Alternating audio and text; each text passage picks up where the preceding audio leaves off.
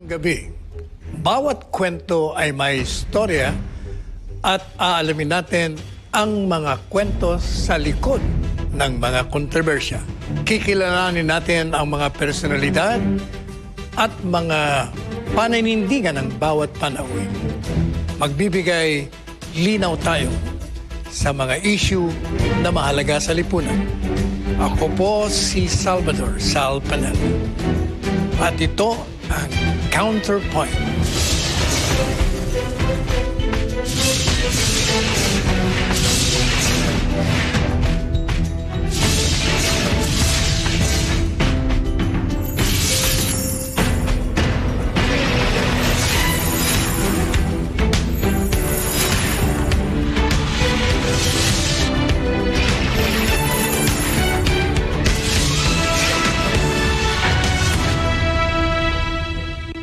Ang mga magulang ay napakahalaga sa buhay ng isang nilikha. Mula nang ako'y nagkamulat, natikman ko at naranasan ko ang pagmamahal, pag-aaruga ng isang magulang. Naalala ko nung ako'y may sakit, doon ko nakikita talaga ang tindi ng pagmamahal ng isang magulang. Kaya alam po ninyo, ako'y nalulungkot.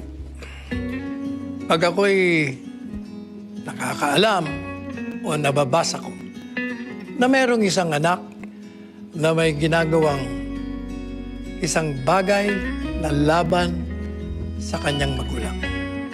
O kaya ito'y nagsasalita na laban sa isang magulang. There is nothing in this world that a son or a daughter can do to repay the love, the caring that a parent, whether it's a mother or a father, that has done to him or to her. Kaya, yung mga anak na nakikinig at nanonood sa atin ngayon, mahalin nyo ang inyong mga magulang habang sila'y buhay pa. Sapagkat maaaring wala na kayong pagkakataon upang ibigay ang inyong pagmamahal at pagtatangi sa kanila. Maaaring wala na kayong panahon na suklian ang mga pagdurusa na ginawa nila para sa inyo. Sapagkat ang mga magulang ay gagawin nila ang lahat upang mabantayan, mamulat sa tama, at maalagaan ng isang anak. Ako bilang isang ama ay gaya nga ng isang kanta.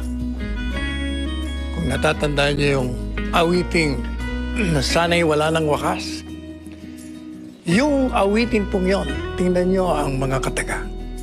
Kahit na nung tinik ay aking tatapakan, masundan lamang ang iyong pupuntahan. Ilan mang dagat ay tatawirin at ilang bundok ay aakyatin. Ganun po, katindi ang pagmamahal ng isang magulang sa mga anak. Kaya kayong mga anak, maniwala kayo. Gawin nyo na, ipakita nyo na ang pagmamahal habang buhay ang inyong mga magulang. Sapagkat darating ang panahon, kung hindi nyo na ipakita yan, maniwala kayo, magsisisi kayo. It will be the greatest regret in your life that you have not repaid the love, the caring, the tenderness that a parent has given to a child. Sa pagbabalik ng Counterpoint, makakasama po natin ang dating Miss Universe of 1973, and presently the chairperson of the Cultural Center of the Philippines, Miss Margie Moran.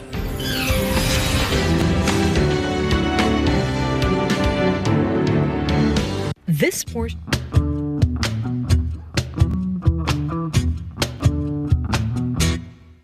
Ang Quezon City, sarap panoorin. Sa Quezon City, balik tawag gagawin. Kaya sa Quezon City Show, sumama na lang.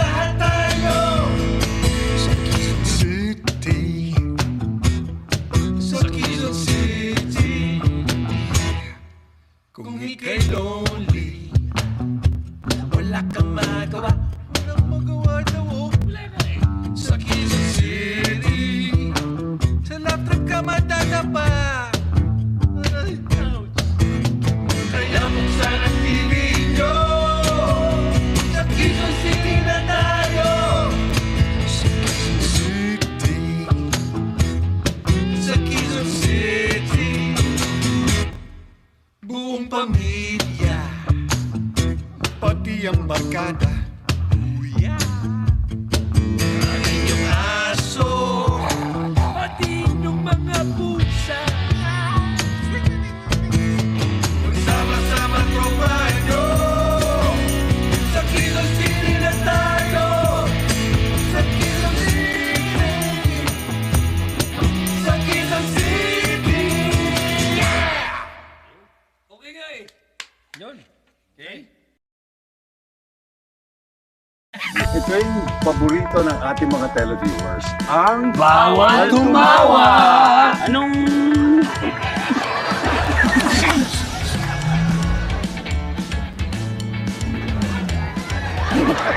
Anong tawag? Sa asong hindi natutulog. Herman Shepherd, walang tuluga. Hindi tao, hindi hayop, hindi bagay. May pakpak lumilipad.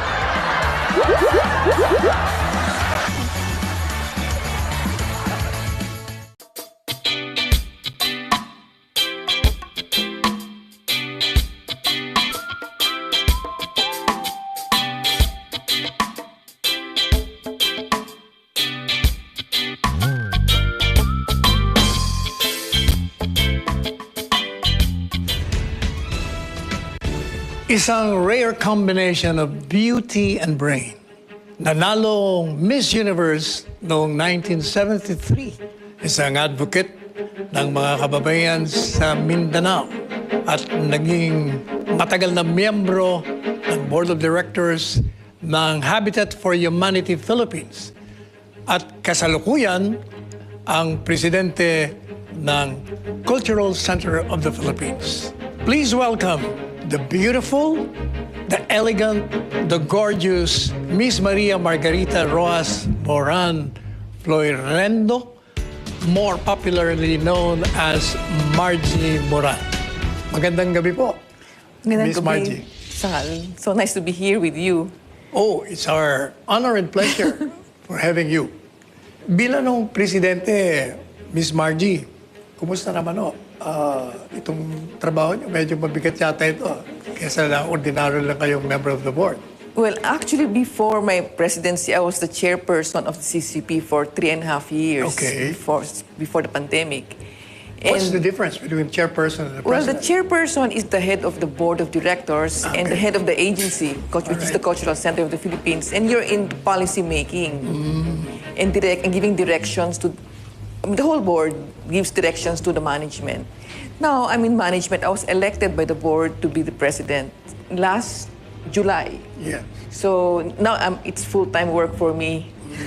So day-to-day It's operations a day-to-day kayo. operations, yes. And kumusta naman bilang presidente as against dating chairperson? Well, it's more challenging now because it's full-time work and it's the operations nga that I have to attend to and making sure that all the arts are all in place. And the most challenging part actually is because we're closing down as a center. The building is undergoing retrofitting because it's 53 years old. Ah, So it's an old lady that needs rehabilitation. And so we are moving out of the building and transferring to different locations. And well, it's not challenging. It's actually giving us the opportunity to be more out there and more visible in the regions. We can do outreach programs. We can perform outdoors and in other venues as well. and when you say renovation, this is a major renovation? It is a major renovation because it's structural retrofitting, which we only found out just 2 months ago because when they started opening up the things that we needed to do, and so they found out that people have to move out so it's for the safety of our employees and to make it faster also. It may collapse if you don't do some Well, structural changes. eventually, not naman now, but eventually it can happen. So almost all old buildings have to undergo retrofitting, especially this earthquake region.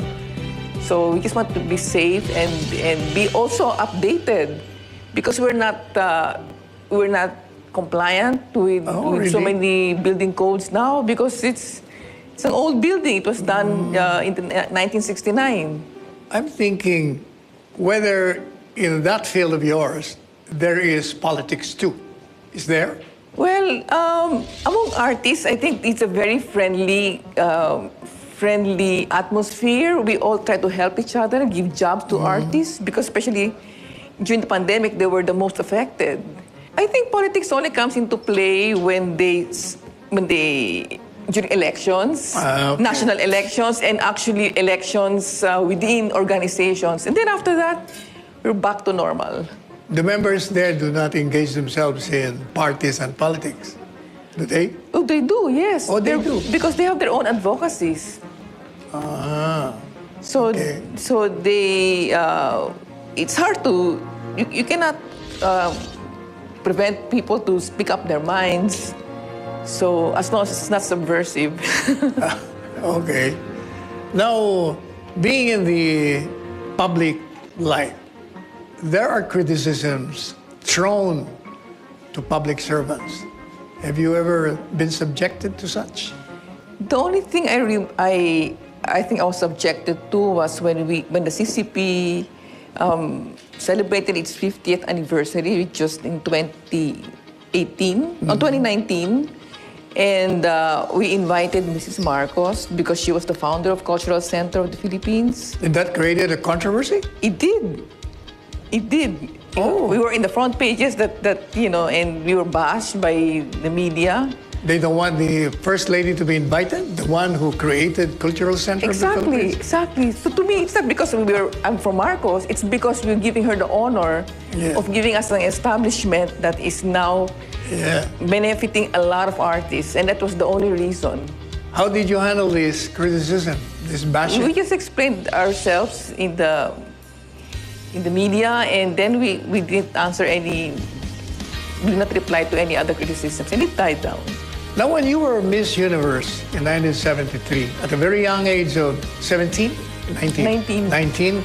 There have been talks about beauty titleists as well as candidates for this beauty contest being subjected to exploitation. Did you have any experience of that? Or No, I have not experienced any of that. Neither did my friends as candidates. They never experienced that. But I'm sure that happens. And for me, my mother was always with me. So I was never a victim. And I think if you just show that you're a respectable person, and people will also respect you in return. That's my view. So I was always protected. by the way, let me go back to the cultural center. You said there is a need for a major restructuring. I'm thinking, would it be better if you build a new one? Well, we have plans for building new theaters. And we just opened a small theater just last month. So we are expanding actually, but it is an iconic building of Leandro Locsin. And we are determined to make it still the building that it was before, but more updated. But expanding, by that you mean it's still within that area. Yes. You're not adding properties. No, we have properties. The CCP owns properties. How big is that area there? It's about 60 hectares. Oh, that's huge. 60 Yes. hectares. So we have plans of building new theaters once we have the funding. A smaller theater, which we just recently opened, a film center, a concert hall. There are so many plans. So what is your expectation of this renovation? First, how long will it take?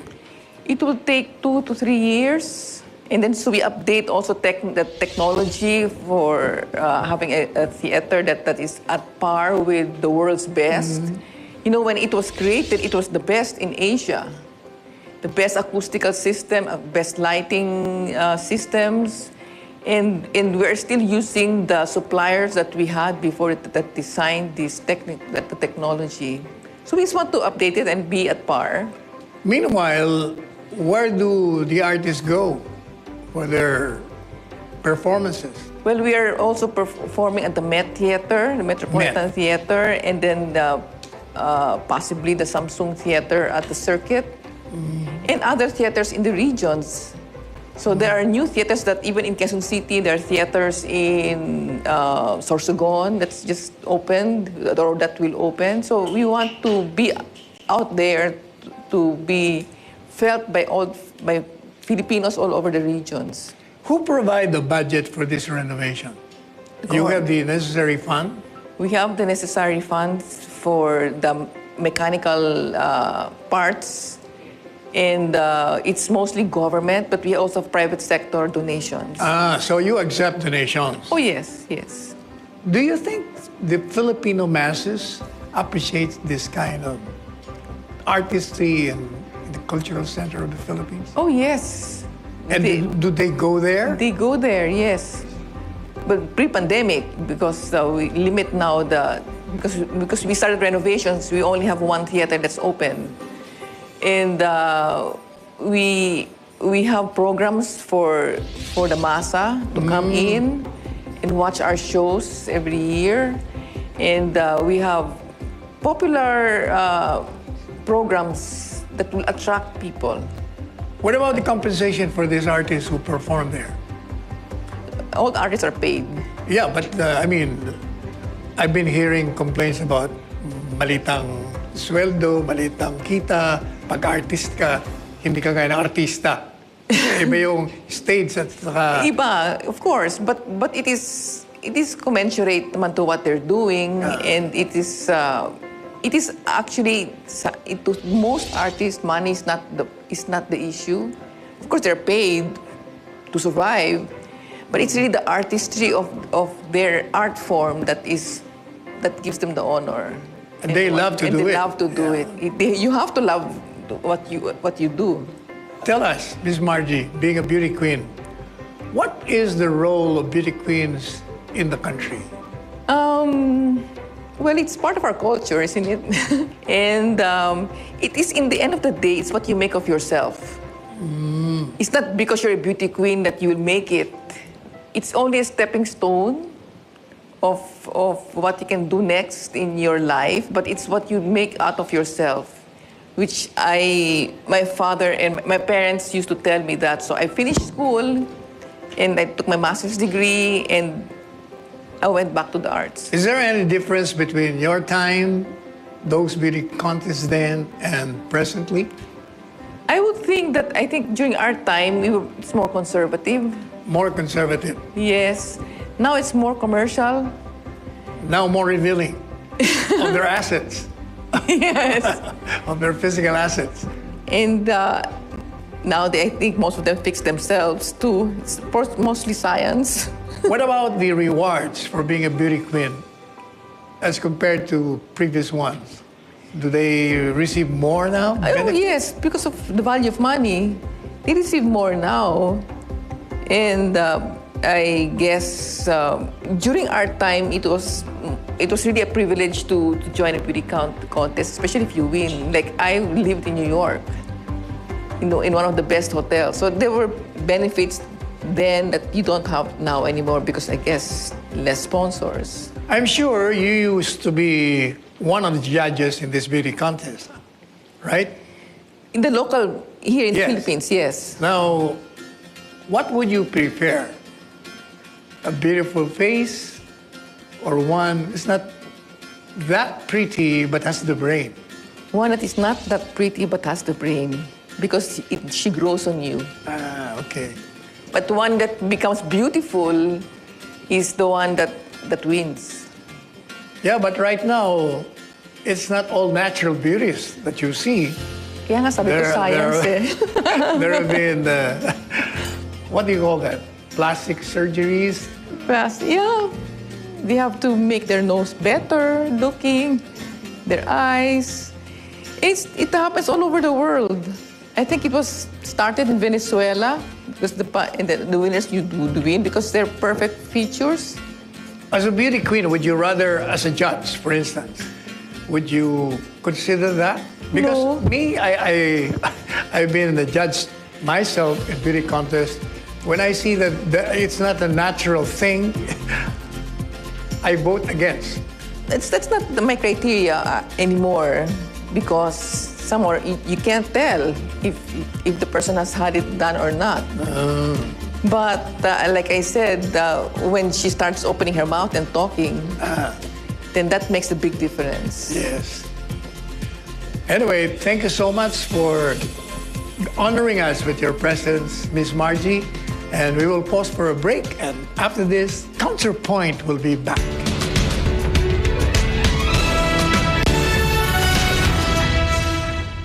Huwag mo iparamdam sa tao na nakakulong siya o nakahawla siya. Malay mo, tawagan ka sa pangalan mo. Best friend ko nga pala, si Johnny. Nice to meet you. Nice to meet you. Ma'am, masarap talaga ang goto ni Juliet. Kaya nga interesado kung kuhanin yung kanyang third ingredient. Yan ang hindi namin magagawa kay Juliet! 50,000 down payment pa lang yan.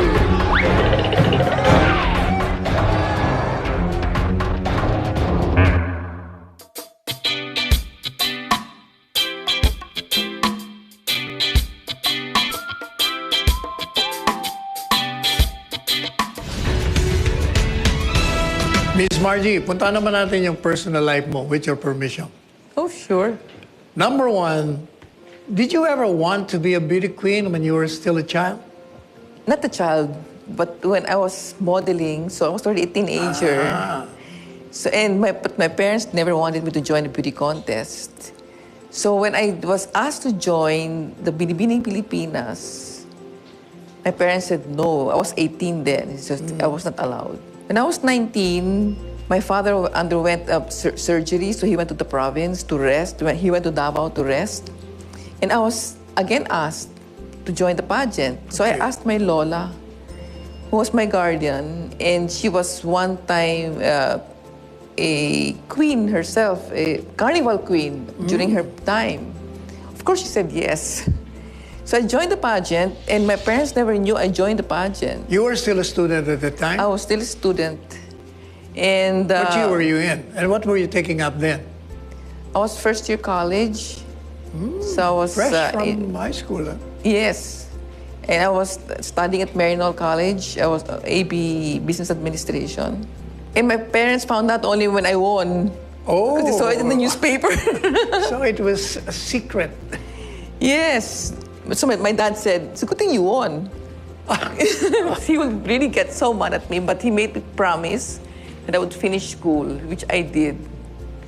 And that was after that, I moved to New York because I won.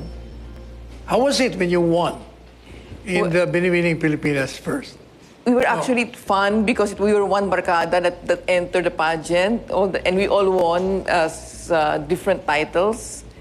So, and Stella Araneta was very strict then, there was no men could enter. And we were actually in the dormitory of Araneta Coliseum. There was a dormitory, so we were locked in there. And I was quite confident because we were with friends. And like, no matter who wins, you would still remain as friends. So it was quite an experience. And there were a lot of people who were watching the pageant. So from then, it was martial law, by the way. Yeah. It was martial law, and it was the beginning of martial law, 1973. So 72 was when martial law was declared. And my judge, the head of the board of judges, was the late President Fidel Ramos when he was chief of staff. And they couldn't decide who would be Miss Universe. So what happened was that he allowed the curfew to be moved to 1 o'clock in the morning. So, and then he told me, years later, he told me that, I never judged anymore after that because I wanted my judging to be 100% accurate. So he never judged any beauty contest because of that. Now, during the contest, you saw the other beauty contestants. Did you ever tell yourself, I think I'll beat them all? Well, listen, that's really on your mind because to remain confident, you have to tell yourself that you're the winner.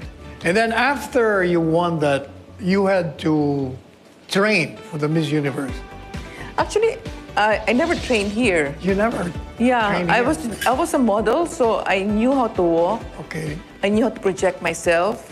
I was also an artist. I was a dancer. And so I knew how to project myself on stage and capture the audience. That's my training. And then just to let you know that when I left, because it was martial law, I wasn't allowed to bring a chaperone because travel was restricted. And so I had to go to NBI, get myself fingerprinted to get a passport. I had to make pila. And then, so when I went to Greece, just to find out that they're also under martial law in Greece. But it was, Greece is one of the most perfect places to be in for a beauty pageant. Presently, I noticed that some beauty candidates in this contest, when they lose in another contest, they join. Another contest. And they emerge winners. Yes. Had you lost then, would you have joined again? No. No. Why not? Because I might end up not even being on the runner-up. I mean, or even being one of the 12 finalists. Because it depends on who you are with, like who are the candidates and the judges during that period. It's really being at the right time and at the right place. Okay. So it's risky, but some made it. Now, given your training, as you said, you were a dancer, you were a model. Was it a walk in the park when you joined the Miss Universe contest? I was a favorite. Oh, you were the favorite Yes, I was the favorite of the media. of the media. Yes. Ah. So maybe that contributed to it. And didn't even know where the Philippines was at that time. Who was the first runner-up in the Miss Universe? Miss USA. Ah, Miss USA. Yeah. You bested how many countries, 82? candidates? 82. Yes. Imagine that. 82. Miss Gloria Diaz was the earlier Miss Universe, di ba? Mm-hmm. Oh, how many years yung pagitan? 4 years. 4 years lang ba? 1969 siya eh. And after that, matagal bago nagkaroon ng Miss Universe. After that, 42 years. Oh, nga. So I was like the reigning Miss Universe in the Philippines for 42 years. May kinalaman ba yung apelyido mo kaya naging paborito noon? Dahil Rojas ka eh. And by the way, teka muna, kasi ako ngayon ko lang nalaman na Rojas ka eh. Hindi ko alam na Rojas ka, Miss Margie. Yeah. So you're related to President Manuel Rojas, former, the late. Yes, it's actually my lolo. I am an illegitimate granddaughter. Saka I don't think everybody knows you were a Rojas. Well, it came out in the papers that it was written about. Now, you were married at a very young age of what? 21. 21. That was immediately after winning the Miss Universe? Actually, yes, 2 years. 2 years lang. I was captured. And of course, there were hundreds of suitors. No naman, I couldn't say that. But I was not making them pansin kasi may suitors. And Tony Boy, who happens to be a very good friend of mine, was the most passionate suitor. Well, I guess so. That's why we married. Now, that is a very young age of getting married. How was it during the first years? Hindi ka ba nahirapan? Batang-bata ka pa eh. I was committed, but for him, I guess, masyado siyang bata, that he missed out on many things. Ah. How old was he at the time? 22. Ay, bata pa rin nga pala. Yeah, that was, I guess, because we were too young. And you have two beautiful daughters. I met both of them. Talagang gaganda, talagang mga anak ng Miss Universe. I have 2 daughters and 2 granddaughters. So, puro kami babae. Ah. Tell us about them. Monica and Gabby. They both went to boarding school in England. Oh. in high school, in the O levels and A levels. And then Gabby the younger one, went to school in Boston. And Monica went in England for her college. They both took political science. Have they ever joined beauty contests? They were never interested. Why? Why? Did they tell you why not? It's not just their thing. And I guess one is enough in the family. But have they inherited some of your talents? They both love the arts. You know why they love the arts is because, like me, my parents introduced me to the arts and at a very young age of like 8. And I took up dancing also at 6 years old. So I did the same thing to my daughters. I brought them to the theaters and I exposed them to the arts. So they love the arts like I do. And I think that it is very important that we expose our children to the arts because they really have to start young. And for us to create a new audience all the time, it starts at 5 years old. You have to bring your children to the theater, to watch a play, to watch even movies, and watch a ballet, for instance, or an orchestra playing. And my parents did that. And especially when we traveled abroad. My first ballet was Swan Lake at Sadler Wells Theatre in England because my dad brought us there. So it is really important for children to be exposed to the arts because it also makes them more intelligent and sharper. What about your granddaughters? 2 of them. Are they also engaged in this? Well, they're taking a ballet. At very tender age? They take a ballet. And my little girl, when she was still little, she's 6 years old now, I would bring her to the CCP with me to watch the ballet. Do they play piano? All of them?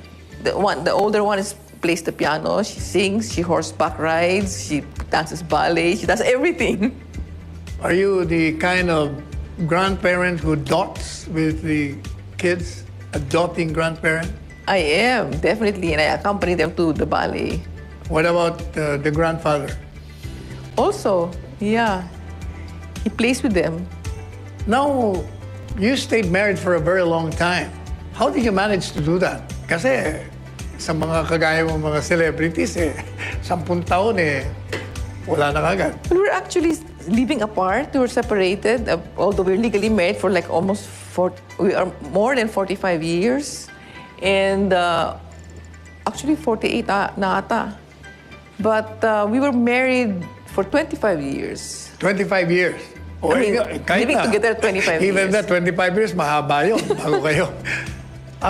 Anong sikreto para manatili yung ganong relasyon?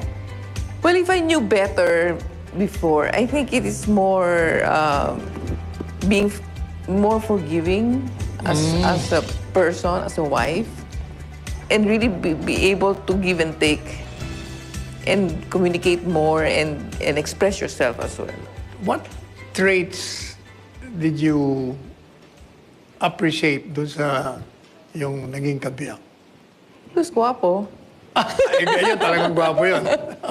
Oh. He had this good character. And he sings good, huh? He has a beautiful voice. Yeah, Tony Boy has a he has a beautiful beautiful voice, and I would get irritated that when he holds the microphone, he will never let it go. And that's why I never sang. What about the 2 daughters and the granddaughters? They have beautiful voices like the grandfather. They don't like to sing also. Ayaw din nila. Mana pala sa'yo. Ayaw kumanta. I wanted you to sing here. No, that's not one of my talents. Ano pa bang pwede mong ibigay sa yung mga batang nag-aasawa? Baka meron kang mensahe sa kanila. For one, you have to obey your parents, listen to your parents. If I only listened to my parents, I wouldn't have gotten married. Oh, Because sometimes love becomes a fantasy and it takes over your decision making. okay. And number 2, I tell my daughters, when you find a man, you have to see the relationship with their father. You have to what? You have to notice their relationship, if they have a good relationship with their father, not just the mother, but also with their father, because that's the role of a man. My daughter, Monica, is well married, and I love my grandson. And your other daughter is not married yet. Not yet. Mukhang hindi niya rin type. Mag-asawa pa. Hindi pa. She's still into her career. What is she doing now? She's working for a tech company, Oh. medical tech company. Yeah. What about Monica? What does she do? Monica Apart from being is- a housewife. She's a housewife, and she also has her own business, which she does her pop-up shows in Davao, and she cooks very well. She also graduated from the French Culinary Institute in New York, and she cooks. I'm looking at you now, and you have maintained the beauty, the elegance of a beauty queen. Tell us, what is the formula for maintaining that? Well, aside from taking care of my skin, because for me, my skin is the most important, and it is really being happy, and I find peace within myself, and that you exude it, that nothing will really affect you and make you unhappy and or stressed. And I think that's a very important way of life that makes me exude my youthfulness. You speak of life. What is the best lesson in life you have learned since childhood up to the present? My lesson is that whenever you're down, you have to be able to get up on your own and really pray. For me, prayer is the answer to everything, and that gives me strength. Apart from that, do you have any philosophy that you'd like to share to our viewers? For me, my measure of success in life is being able to bring out the best in other people. And that is what I have learned to be as a leader. I've been a leader for so many advocacies, and you cannot do everything by yourself, but you have to be able to bring out the best in people. Ms. Margie, given that you're a beauty queen, did it ever, a moment in your life, did you get scared of getting old? Actually, no. I celebrate my birthday as I grow older. I had a big party when I turned 60. But when I had my grandchildren, I was proudly a Lola. Oh. So I never felt old, nor did I ever feel scared of growing old. Except that maybe I just want to be healthy, but not aging. Not the part of aging, but being healthy is what I really wish for myself.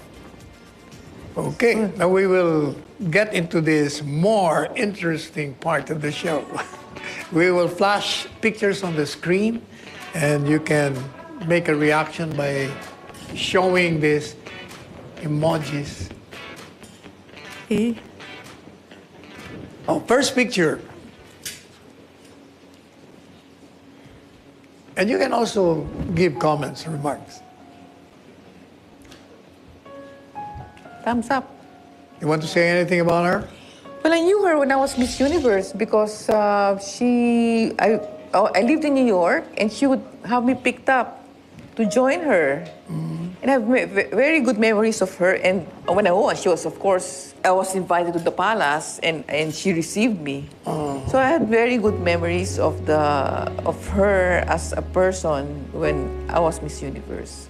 Next photo, please.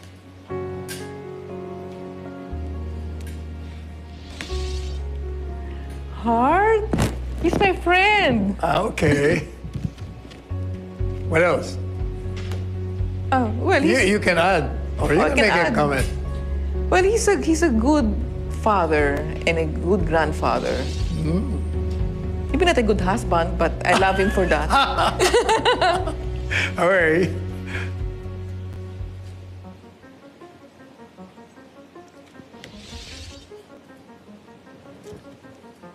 I can repeat naman, no? You can add, apart from one or two. I think he was a good president. and I also knew him because he's from Davao. And I worked because I was the head of the tourism association of Davao. So I worked a lot with him to promote tourism in Davao when he was mayor. What trait or traits did you like most in President Duterte? He was smart and he was very down to earth, but he had conviction and he was very strict. And we felt safe in Davao at that time when it was unsafe. He made Davao feel safe. And as president? He was the same as president. All right, next. I like him. You know him personally? I know him personally. And he will be a good president. And he loves the arts and culture. And tourism are his priorities too. So I think we will be able to do a lot under his administration. He loves tourism?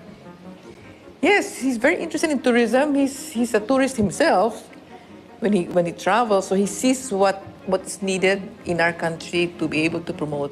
Then I think the president should do something about the budget in tourism. It has been slashed. Well, there are other priorities. One more. There. Oh, Pia.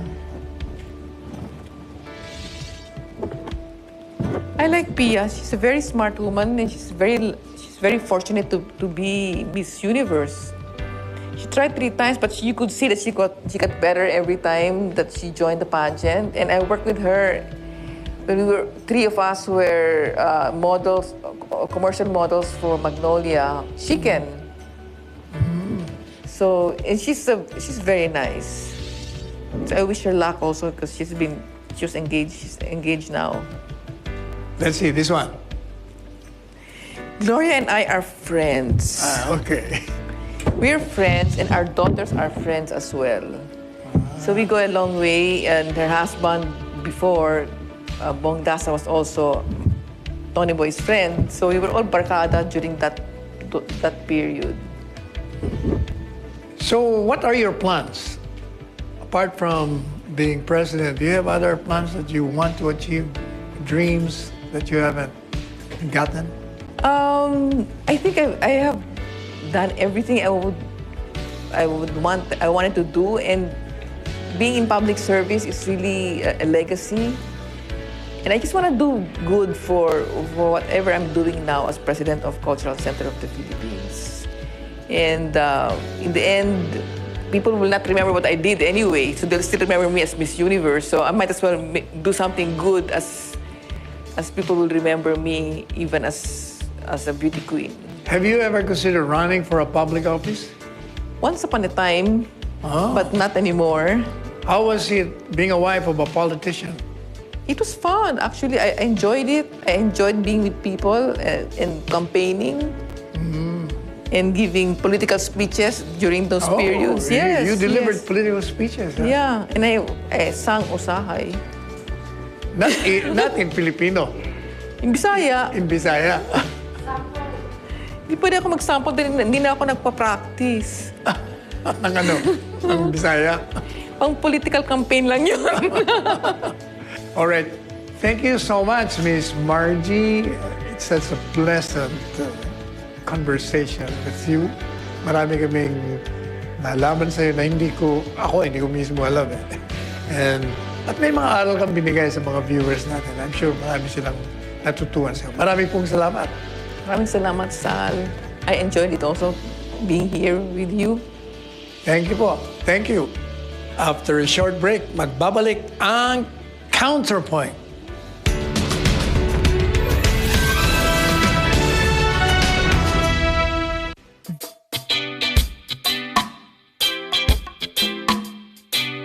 Is real sa social media pagdating sa mga produktong pampaganda, pampaputi, o iba pang mga skincare products. bakit di na lang ikaw ang mamuhunan at magbenta ng mga produktong ito para magkaroon ka rin ng sariling negosyo? What if you can be a reseller for only 2,200 pesos and you can get to sell skincare products that are backed by research and tested in clinical trials? Find out more as we speak with the President and CEO of Diana Stalder by Dermaline, Miss Dina de la Paz Stalder. Ang pinagmamalaki na aming brand is whitening. Lagi ninyong basahin if there is a clinical trial, evidence-based ang ating produkto. Open for business with Cesar Vallejos, Sunday, 9 p.m. This portion...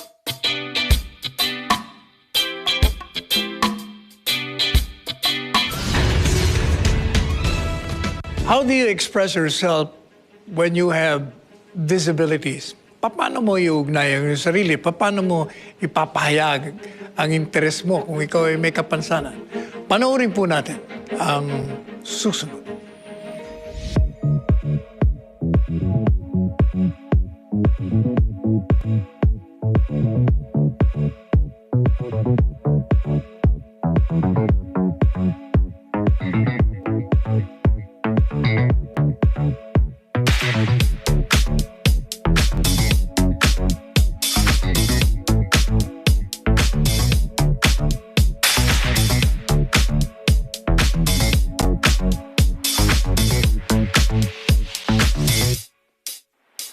The Heart That Way Foundation, or THP for short, is an NGO that provides free dance movement therapy para sa mga children and adults with special needs.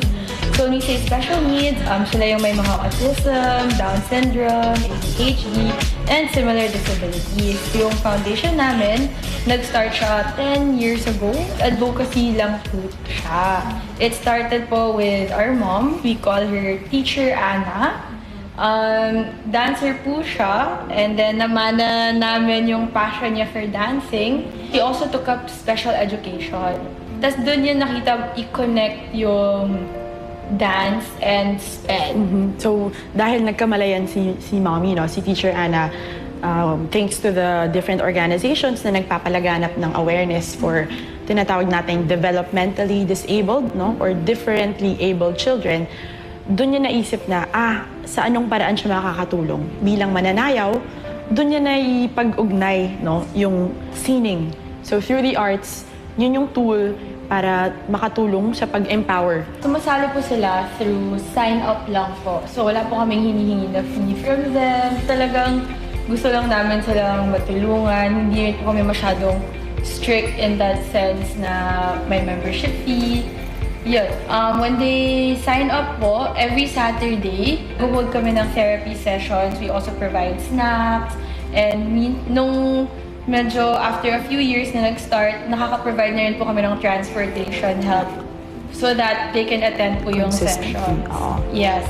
And since then, kaya rin siguro 10 years na din kami because of that consistency na tulong ng bigay ng mga nag-reach out sa amin. Basta nakita po namin na may pangangailangan, So right now, yung mga tumatanggap ng libre or gratis na therapy, sila po yung may certificate of indigency. So certificate of indigency, then in terms of mga retention fee, basta mag-attend po sila, basta consistent po, tulungan, that's enough for us. How will you impose a membership fee? Kaya nga tayo may libreng therapy kasi kulang access nila to resources like these. So, we show up, and if they're willing, we are happy to stay with them for the long haul. Now, tungkol naman sa graduation, the idea of graduating or leaving the community, pang lifelong kasi to. So if they choose to stay, then they're welcome to consider themselves members, kung gaano katagal pa yan.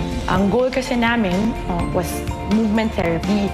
So stepping stone yung dance movement therapy para matukoy ano ba yung potential ng bata. Yung konsepto ng programa namin, pinagsama siyang agham at sining. May tinatawag tayong elements of dance. O bilang mananayaw, pinagsama namin yung elements of dance with special education principles. Yung special education principles along with theories of behavioral analysis, yun yung naging basehan ng sistema namin. So when people say, okay, dance, di po ba parang karaniwang na opinion, okay, pang-enjoy lang, recreation, Zumba, exercise, no? Pero there's a deeper purpose kasi ginawa nating therapy. Yung steps namin, may structure. So hindi siya bara-barang to teach directions, up, down. Tapos kung gaano kabilis yung pagturo mo, kung paano mo hihimayin, no? Paano mo i-break down yung step para ma-retain, maging receptive sila. So that's why we say our method of dance movement therapy, no, it facilitates holistic healing. Oh, Coach Ted. Okay, kita si Coach Ted? Yes? Alright. Ready, guys? Okay, so mami, okay lang kung hindi sumabay sa kumpas, no? Practice nyo lang yung range of motion. So, yung holistic healing na sinasabi namin, may 5 domains to assess their development. So, there's the physical, the cognitive, psychosocial, sensory. So, lahat yan na-impact through dance na hindi natin nare-realize. When you teach dance, di ba, kailangan natin i-process yung steps. So, yung sequencing parts, memorization parts, so pag-absorb ng choreography, also relaying it to which body part to move. Doon po nasa-stimulate yung mind natin. Yung iba, simpleng pag-akyat ng hagdan, hindi nila kaya. So, yung steps natin na ginawa kanina, yung benchmark na dapat mataas yung pag-akyat ng paa, may purpose po yun. Para they can slowly function on their own every day. Yeah. Next one po is the psychosocial. So that one po is para sa self-esteem nila and how they interact with others.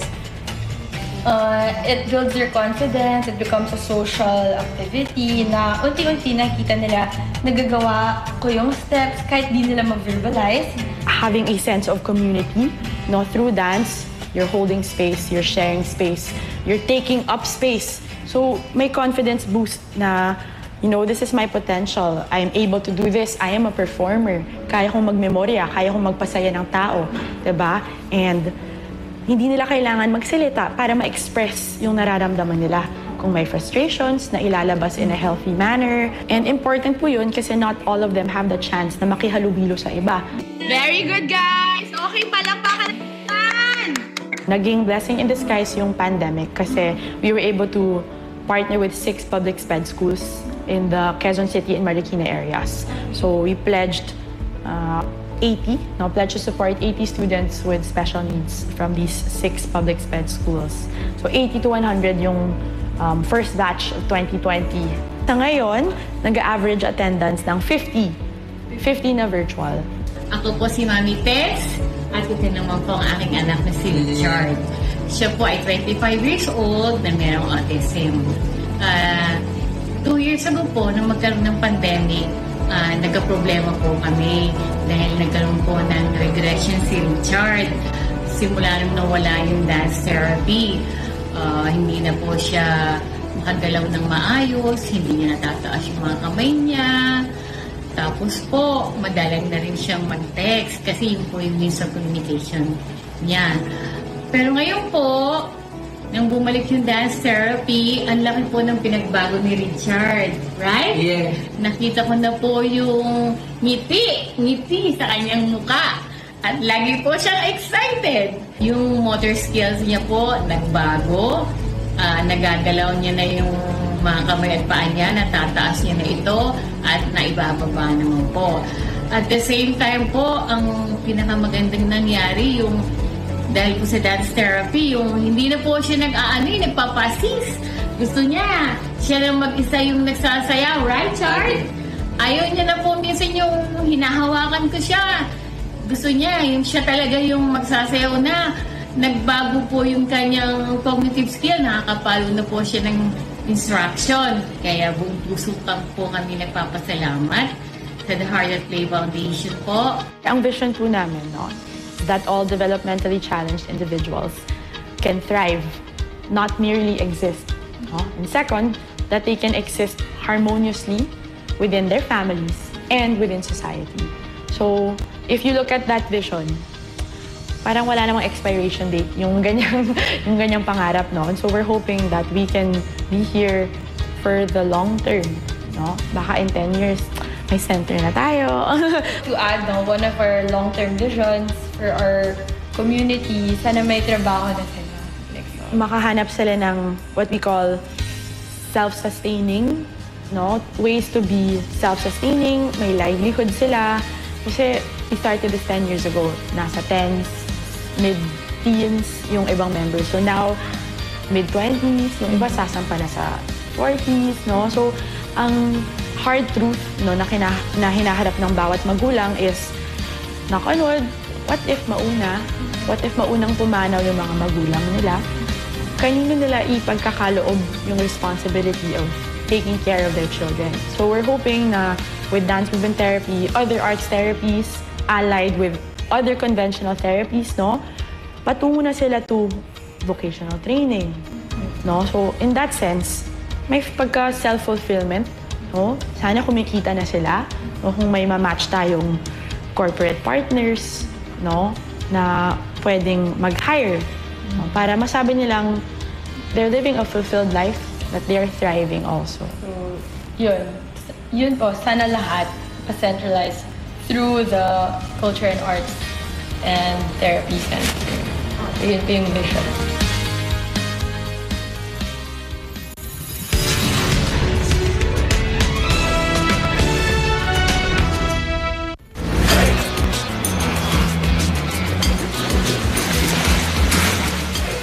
Adventures. Irresistible.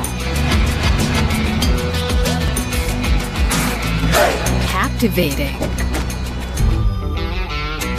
Sino siya? Abangan sa Net25. Panalo tayo pag together, walang talo pag together. Let's get together sa Net25.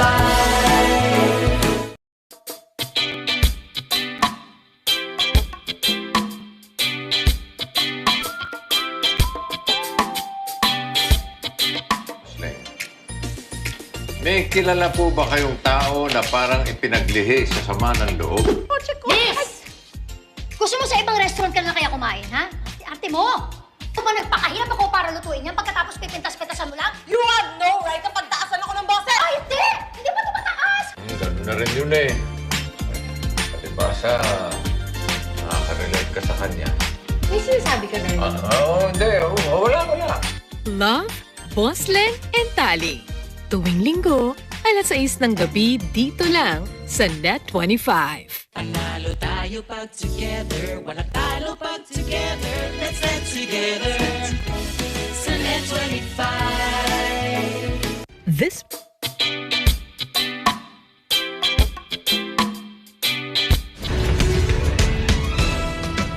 Culture and arts are vital to the life of an individual, and for that matter, in the life of society. Music, literature, and others that are within the domain of arts and culture mirror the kind of society we are in. They are reflection of the character of the nation. Moreover, it will serve as an inspiration to be proud of one's race, even as they serve to act as a buffer to the burden of wrestling with life's challenges. Join me again next week as we engage with some of the most controversial and prominent personalities in the country. I am Salvador Sal Canelo, and this is your Counterpoint.